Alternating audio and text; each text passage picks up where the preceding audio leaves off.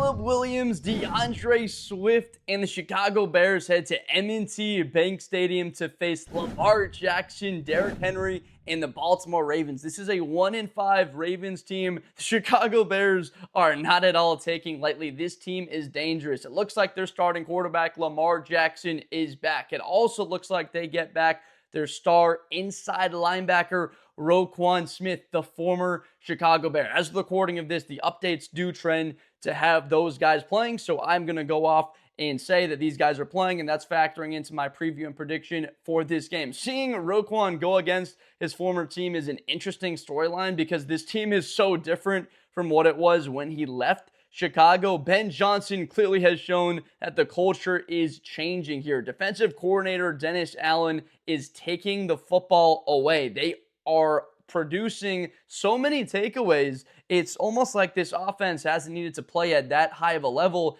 to be able to win games. 3 takeaways against Washington on that Monday night, 3 interceptions of Spencer Rattler, a forced fumble from Montez Sweat in back-to-back games. He's playing like the guy that they have needed him to be. Now, Roquan Smith in particular, because I remember him getting drafted. This was the next Brian Urlacher, the next sort of Dick Butkus figure for this defense, and that's exactly what he was. Him and Luke Kuechly, the 2 fastest guys in history for the tackles, or what they had on that path to 1,000 in their career.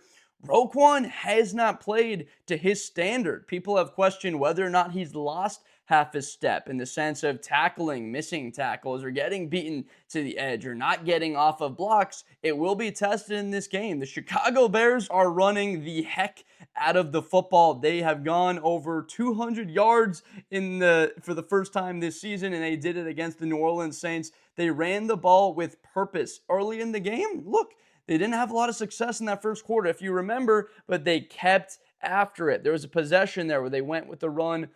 1st and 10, they picked up 4. They picked up 4 on second down, 3rd and 2. They picked it up. That was the Roschon Johnson drive there in the second quarter that put them up, I want to say, 13-0. They got up 20-0 in that game. But DeAndre Swift, 124 yards on 19 carries, 6.5 average, a touchdown. Kyle Monangai out of Rutgers. Let's give the 7th rounder a standing ovation. He's been pretty good for them. Him also 6 yards a carry. That offensive line in the interior. If you are the Baltimore Ravens, that interior has to play well. Again, no Madubuike for the entire season, unfortunately for them. Chicago's not feeling bad for you whatsoever with the injuries that they've had to deal with. Is Grady Jarrett playing on the interior for the Bears in this game? Not really sure yet. Austin Booker, a guy that was as good as any on the defensive side of the ball in preseason, looking all-world preseason if there was such a list. He was expected to play against Washington and didn't. Of course, slippery, wet conditions against the Saints, slippery, wet conditions. So it does look like maybe this is the game against Baltimore. They bring it in. I got to say, they need an athlete like that. They need an edge lockdown from Booker, and they need Sweat on the other side because Lamar Jackson provides such a threat. But let's go for a second back to that Baltimore defense versus the Chicago Bears offense, because Baltimore as a whole, they have been atrocious defending the run. They have been bad in all facets on the defensive side of the football. They did a good job against the Rams early in that game, but as the game leaned on and the offense continued to stall out and they couldn't get the touchdown punched in, and the Rams stopped allowing Derrick Henry to just run the ball down their throats after the first 20 minutes of the game, it turned into a blowout. Derrick Henry provides such a question mark for teams to need to answer because of the balance with the quarterback. When you have a threat in a mobile quarterback like Lamar Jackson and his ability with his release to burn you for 7-8 yards on the quick throw to Zay Flowers, and he's also got the ability to take off and run it for 7-8 yards. It's very tricky for a defense to be able to handle that. And Derrick Henry, Chicago hasn't seen this type of quality a runner this season. I know they went up against Montgomery and Jahmyr Gibbs. That did not bode well for them. They gave up 50 points to that Detroit Lion offense, and Detroit piled it on them because they had the play action. They couldn't get them off the field on 3rd down. Detroit was just 7-8 yards on 1st down. 2nd down, they could do what they want. Take their deep shots. Amon-Ra, Jameson, they were just continuing to pour it on Chicago. The Bears secondary has started to come alive now. It's still, again, up in the air. The health of Tyreek Stevenson, he didn't return, I don't believe, against New Orleans. On the offensive side of the ball, Cole Kmet at tight end with the back injury. So the Bears aren't quite healthy. The bye helped them get a bit healthier, but they need all hands on deck if they are able to stack up against this Baltimore Raven offense. Now, John Harbaugh needs this game. The Ravens' whole season is still out in front of them.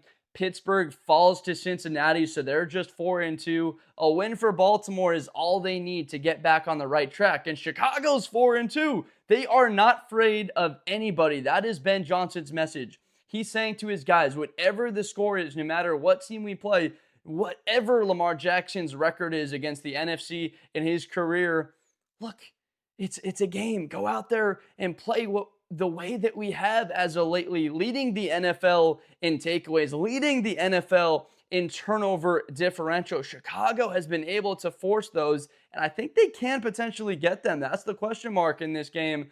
Are the Bears able to continue to produce those takeaways and truly make this game close? Now, Baltimore opened as a 6.5-point home favorite. As someone that's, I'm gonna come up with my thoughts later in that game, but I think some of it has to do with the narrative surrounding Lamar Jackson and how he plays. It's not fully a narrative; it's facts that he's simply played at a very high level against NFC opponents. And then I think there's still a little bit of hesitancy for Vegas or for sports books to think that Caleb Williams is a top 12 quarterback in the league. I'm not going to answer that question. I've got to see more of Caleb down the stretch of the season. Look, this team is 4-2 because Caleb has not turned the football over that much on the season. He's protected the ball relatively well. That's just been his motto. That's how he was at Oklahoma. That's how he was at USC. I believe a total of 11 career interceptions in college. You combine those 3 seasons where he was the starting quarterback, and he just doesn't turn the football over. But when we sort of evaluate Caleb, and I'm watching that game against New Orleans because it looks like a game you could not quite fully pad the stats. New Orleans got some playmakers on that defense, but a game where you felt like Caleb could open it up and build on it a bit more. I know the conditions were a bit tricky there. Had some relatives at the game, and they were saying that the conditions were not all that great. But it looks like Caleb, to me, is thinking a little bit too much. And by that, when I look at a quarterback that's playing well, it's a Josh Allen that just feels like he's reacting. He's seeing it perfectly, making a decision quickly. Or Justin Herbert even. He sees green grass, boom, 7-8 yards. He's not hesitating to take off. When you watch Caleb Williams at times, it seems like he's hesitant to run because he wants to be that pass-first quarterback. This is why you drafted me first overall. I can get it done throwing the ball. But remember, Caleb, you won the Heisman Trophy, and USC was a game away from the college football playoff, and they don't lose that Pac-12 champ game to Utah when he gets hurt with the hamstring injury because of his mobility. He had 10 rushing touchdowns that season for USC. Overall in that Heisman moment against Notre Dame and then UCLA the next week. Because of his mobility, his threat to defenses, it's massive. Getting outside the pocket, he's a threat to run or to throw. There have been windows for him to go out, pick up 6-7, slide, get down, run out of bounds, and just live for that next down. And it seemed like he's hesitating. Also, he's been so hesitant, I feel like, to turn the ball over or to make that mistake, that he's not playing with that fearless sort of reckless abandonment that he did at USC. And he was able to be the best player on the field and not turn the ball over because USC had that talented wide receiver core. Also, he was playing with that confidence. I think that we've been waiting to see Caleb Williams play with true confidence for a stretch of 3 to 4 games where you really see that Caleb. Because that Caleb at USC, I saw him play in the 2023 season, even when they struggled the following year, when they went 7-5. I saw him play Washington in front of my eyes in the way that they performed and lose a game 42-52. That was not because of Caleb Williams. The ball was out on time. 4th and 2 didn't matter. I'm going to pick this up with my legs. I'm going to do whatever it takes to keep the drive alive. And I think we got to see that a little bit more from Caleb. I want to see him use his legs more as a weapon, not as a crutch, but as a weapon. 6-7 times a game, 35, 40 yards rushing, be able to keep defense is honest. Because if they start seeing Caleb show the RPO, he's willing to take it, then the Baltimore Ravens, and they see that on film, they're like, okay, we have to understand that. We can't just crash on DeAndre Swift or Kyle Monungai immediately and just fire off the ball and make a tackle and have a little bit of an advantage. It keeps the linebackers on their toes, the safeties. It impacts everything. And again here, I just believe that there are windows for Caleb to fire the ball in there. You've seen him doing it consistently.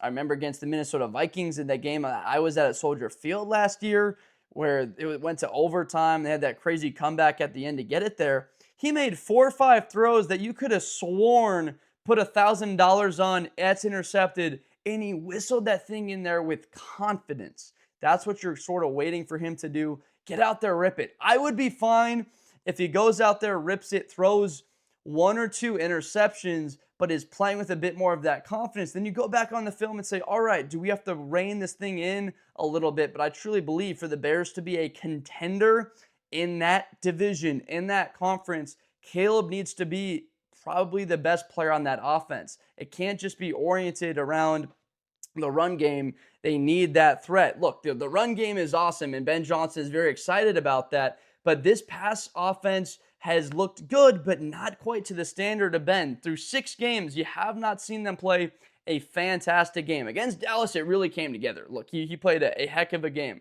So Baltimore, when you're looking at that secondary where there's a Kyle Hamilton who can come down and crack people, and there's Humphrey at cornerback, and they have all that talent. And Malachi Starks, he's taking a little bit of slack when he gets his reps. They're at safety. They're their first-round picks this year. And then Nate Wickens in that secondary. There is going to be one-on-one opportunities. Man coverage, Luther Burden. Man coverage, Rome Odunze on the outside. DJ Moore in the slot. They are going to get their chances. It's whether or not Caleb Williams has sort of the gumption to make those throws on 2nd and 7. Am I willing to force this in there? He's sort of trying to buy time a little bit to make the perfect play, when sometimes it's like, man, you were taken first overall. You're a Heisman Trophy winner. Can you just rip that football in there? And I don't know. I'm a bit more optimistic and believe truly in Caleb's ceiling. The baseline's been a little bit lower than we expected, but I think that the ceiling is higher than even people that were optimistic about this kid were, because of how clutch he is. I didn't think he would be this clutch in big games. Washington, he has the completion to Loveland, and then they run the football well against Green Bay at the end of last year, against Minnesota last season, against the Packers. He's shown moments. He's got 3 game-winning drives against Washington last year. He really should have 5 or 6 game-winning drives on the career. He's been clutch in the biggest moments when they've needed him to come up with it. Lamar Jackson, that's not really been the narrative with him. He's just been an unbelievable quarterback. They get up in big leads. How many of those sort of marquee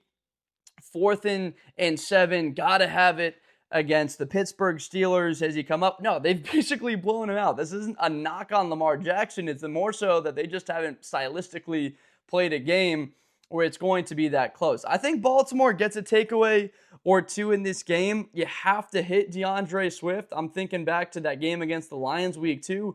Brian Branch put a helmet on the football and knocked the ball out on Swift. So Kyle Hamilton, I mean, this guy is arguably the best safety in the NFL. For my money, he can have it. He's the best safety in football until a guy named Caleb Downs probably comes into the league and tries to take it with him. It'll take Caleb some time to come in there. Sometimes I like throwing college football names in there a little bit. If you haven't seen this kid play, he's unbelievable. I love watching the Midwest sort of style, the North style of football. It's so much fun. AFC North versus NFC North. You know, it's black and blue. The Chicago Bears and Baltimore Ravens square off. You guys remember that game in 2013 where there was a tornado, a hurricane, but there was just so much rain and lightning. The game got delayed 2 hours, and I don't know if it quite went to overtime, but it came down to a late kick for Robbie Gould. Matchups like that between these two squads, just you really remember and think about some of the history there. Mitchell Trubisky's first start win on the road against Baltimore, and sort of a crazy day in 2018, sort of remembering that matchup. Lamar Jackson wasn't the starting quarterback at that point. for Baltimore. You go through, there is history between these two teams. They've really gone back and forth there. I think Tariq Cohen had a passing touchdown uh, in that one, if I'm not mistaken. I think that's what happened there on that in that one. That went to overtime and Chicago pulled it out. That was maybe, and I think that was 2017. 2017, it would have been Trubisky, not to 2018. But anyway, these two teams are in a different boat right now, right? Chicago is third in their division, and they have a record that presents like, all right, this team can absolutely make a run at the division as well as the wild card. Whereas Baltimore, they just got to fight and claw themselves out of this hole that they've dug themselves. Zay Flowers, I'm looking at you. Chicago being without Jalen Johnson, Deshaun Wright got banged up on that play with Kevin Byard. So what is his status? And Stevenson, a little bit banged up in the secondary there. Flowers, DeAndre Hopkins again. He's the type of guy that can still come up with big moments with those triple X hands. Mark Andrews, the tight end. This is still a player that I think that has to be a little bit more involved in this offense. He's played fine at the early stages, but you just expect more. Mark Andrews is an 850-yard, 9-touchdown guy. That's Mark Andrews to me from what we've seen from him. I got to see Lamar go out and attack it. Of course, this offense runs through Derrick Henry and Lamar on the ground. If you can't stop that, you just don't have a chance. They tried to run that the entire game with Derrick Henry on the ground against the Rams. It worked for a quarter, maybe another 5 minutes, and then that was about it. I'm testing the will. I'm testing the manpower of Chicago. Can they go out there if they're down, Jared? They don't have Booker back. Can they go out there and stop Derrick Henry if you give Henry the ball 26, 27 times? Can they stop Lamar on the ground? I think what helps Chicago is that they just faced Jaden Daniels in his dynamic running ability. He's not Lamar, but he's certainly pretty tough to bring down. TJ Edwards and Tremaine Edmonds, certainly this is their game. Montez Sweat on the edge, this is his game. The difference in this one is a tie game in the third quarter. It's a 3rd and 9. Can Montez Sweat keep contained and keep Lamar Jackson from getting to the edge? Or can Tremaine Edmonds flash his athleticism and get over that? This is a linebacker that really has played very well for Chicago. He's got, I think, 3 picks on the year now, tackles for loss. He had the sack on Spencer Rattler. He's been playing up to the standard that you thought that you were going to get when you signed him, right, for, I believe, 4 years and the $72 million that they're paying him when you let Roquan go. You basically said, oh, we're losing Roquan. You're bringing in TJ Edwards and Tremaine Edmonds for that, and it's been fine. This is, I think, when healthy, one of the best linebacker duos in the NFL. Getting TJ Edwards back for that defense has helped the communication. There is a bit more integrity in the gaps. It seems like they're in the right defense. There's been less blown coverages, but then again, the deep ball to Chris Olave, the touchdown at the end of the first half, that really doesn't sit well with you. And then on the 3rd down, I'm looking at Chris Olave, 3rd from the bottom, out in the slot, and I'm like, I'm going to Chris Olave. I'm going to number 12 here. And then I think it's Odunze dropping into coverage, gets in front of Stevenson in coverage on him, and then you hit him for the touchdown. He's got that 2nd of the day. It's like, why are we not taking away their number 1 threat? We know this kid went to Ohio State, so he's probably a good wide receiver. Try and take him out of the day. He goes off 2 touchdowns and I think 90 yards on the day. So Chicago will have their hands full in trying to stop this offense. Their defense is going to be requiring, and I think, 2 takeaways, really, because Lamar is going to be able to move the ball up and down the field. It's going to be important to get off on 3rd down. 4th and 3, it'll come up. I mean, Baltimore might have 4 or 5 4th down attempts. They don't want to settle for field goals. They want to score touchdowns in the red zone. This is a 4-down type of game.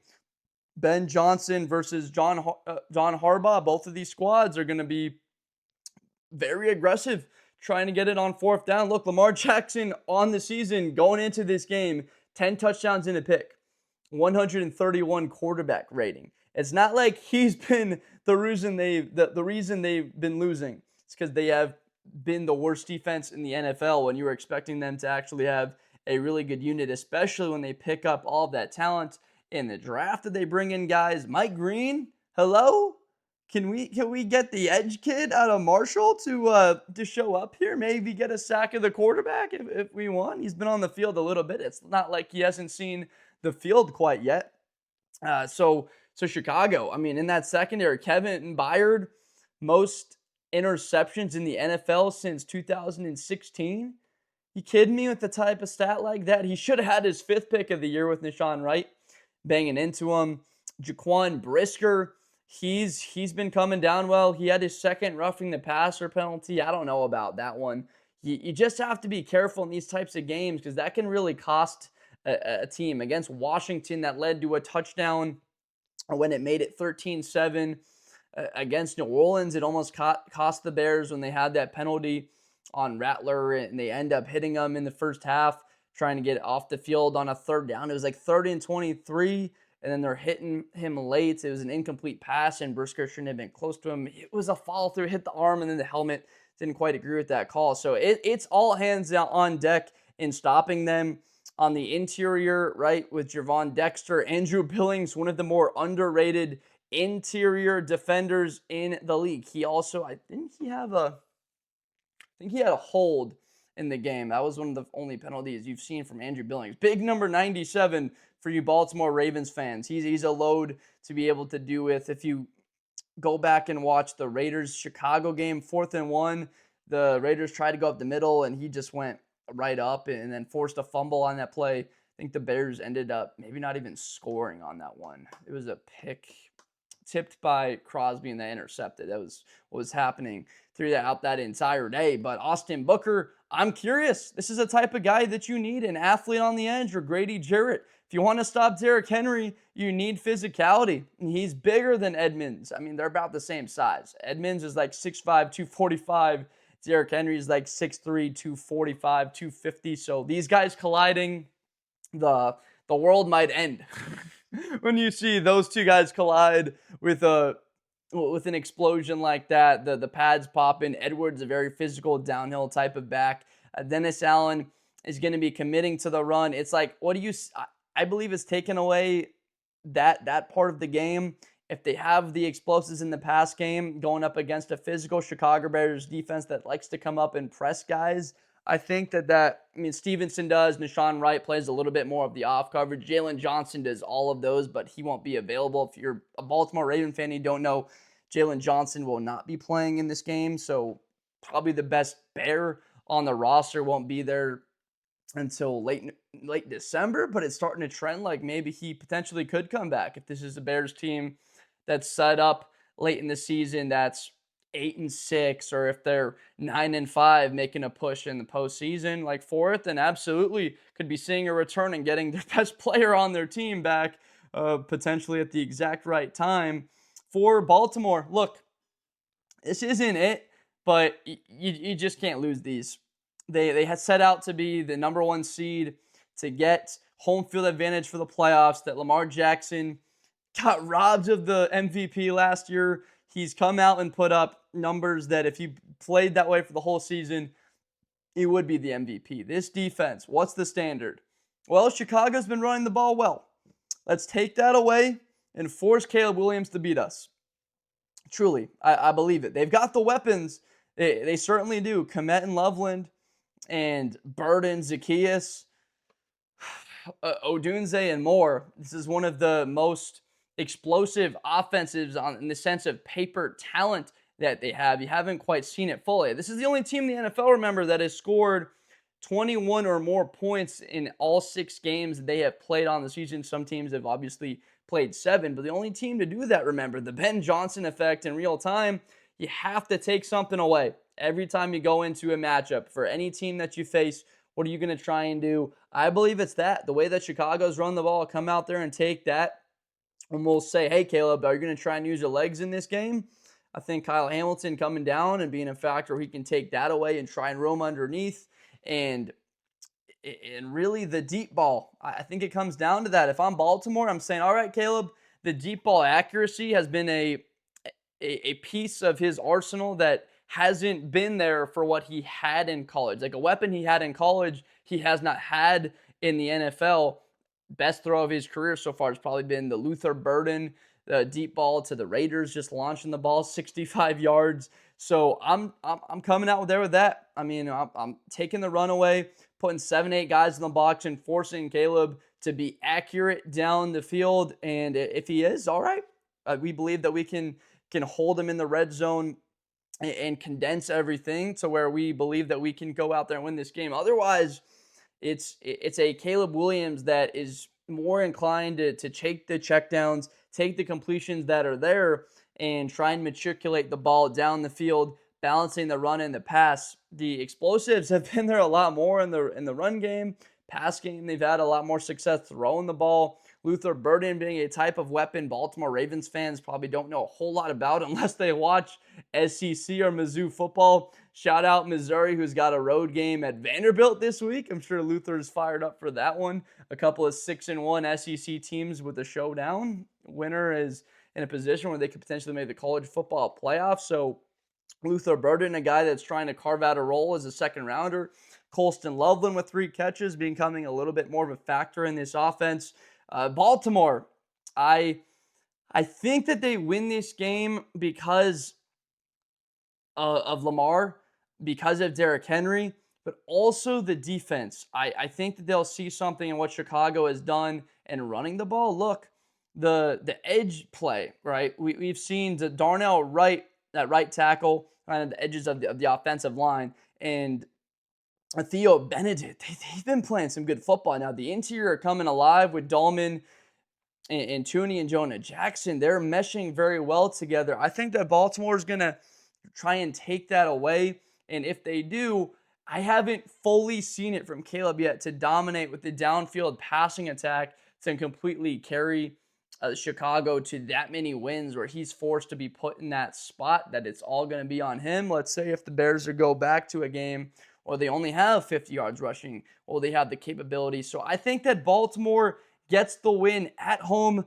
against Chicago. It's very tough to pick this one because of the level the Bears are playing at with the takeaways. They're hard to predict. Look, if the Bears had 3 takeaways, I'm going to take them to win this game. No doubt about it. They continue to run the football like that. They've got a great shot. But I think Baltimore wins it 26-24. A very tight, high-quality football game.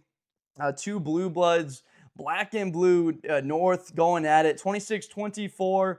Let me know who you think wins this game. I got to let you know that I am a Chicago Bears fan. I am a diehard Bears fan. I'm going to the Bears-Steelers game in a couple of weeks.